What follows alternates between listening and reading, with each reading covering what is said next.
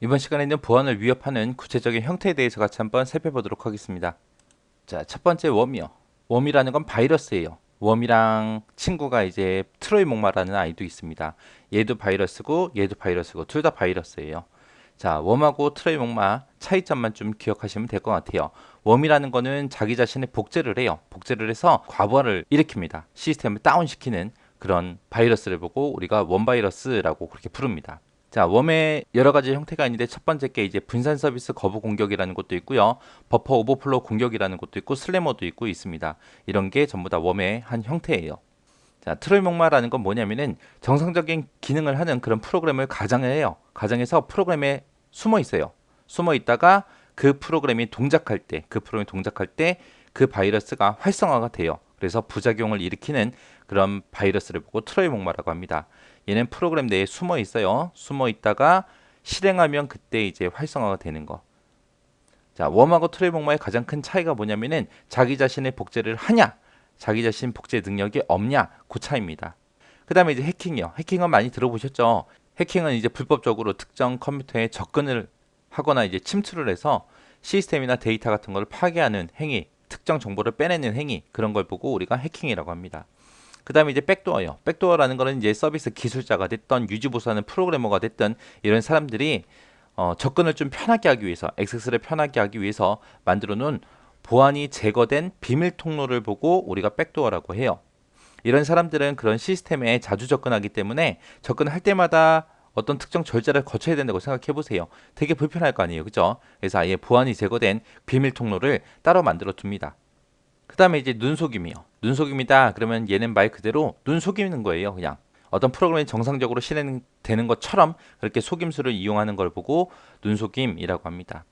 스니핑이다. 그러면 스니핑이라는 거는 네트워크 주변에 지나다니는 패킷을 엿봐요. 패킷을 엿보고 거기서 이제 계정하고 패스워드 이런 걸 알아내는 행위를 보고 스니핑이라고 합니다. 그 다음에 이제 스포핑이요. 스포핑이다. 그럼 이제 눈속임. 거기서 이제 파생된 거예요. 마치 검증된 사람이 네트워크를 통해서 데이터를 보낸 것처럼 데이터를 변조해서 접속을 시도하는 그런 침입 형태를 보고 스포핑이라고 합니다. 그 다음에 이제 분산 서비스 거부 공격이요. 분산 서비스 거부 공격이다 라고 하게 되면 이거는 많이 못 들어봤는데 영어로 얘기하면 많이 들어봤을 거예요. 디도스라는 거예요. 디도스는 이제 뉴스 같은 데서도 많이 나왔었죠. 이거는 이제 여러 장비를 이용해서 대량의 데이터를 한 곳에다가 집중적으로 서버에다가 보내주는 거예요. 그러면 그 서버가 그 데이터를 받는다고 해서 다른 일을 아무것도 못하겠죠. 그렇게 해서 이제 서버의 정상적인 기능을 못하게 방해하는 거를 보고 디도스라고 합니다. 그 다음에 이제 버퍼 오버플로우 공격이요. 얘는 우리 컴퓨터에 사용하는 버퍼라는 기억 장소 있었죠. 그거보다 크기가 큰 데이터를 막 입력을 해요. 입력을 해서 프로그램이 정상적으로 동작하지 않게 그렇게 만들어주는 게 버퍼 오버플로우 공격입니다. 그 다음에 이제 피싱이요. 피싱이다 라고 하게 되면 뭘 얘기하냐. 어떤 특정 은행이나 경찰서 같은 데들 있죠. 거기랑 똑같이 가짜로 웹사이트를 만들어요. 웹사이트를 만들고 거짓말로 이제 이메일을 발송을 합니다. 발송을 해서 이제 그 이메일을 보게끔 유인한 후에 이제 금융기관의 정보를 빼내거나 돈을 막 입금시키라고 하는 그런 형태를 보고 피싱이라 그래요.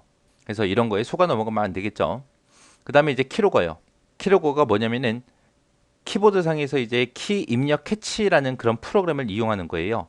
이 프로그램이 어떤 일을 하냐면은 어떤 컴퓨터가 언제 켜졌고 언제 꺼졌는지 몇 시 몇 분에 어떤 프로그램을 사용했는지 또 특정 사이트에 들어가서 어떤 키워드를 입력해서 어떤 거를 검색했는지 그리고 특정 사이트에 들어갈 때 이제 아이디하고 패스워드는 어떤 거 썼는지 그런 게 전부 다 기록이 남는 그런 프로그램이 키 입력 캐치 프로그램이에요.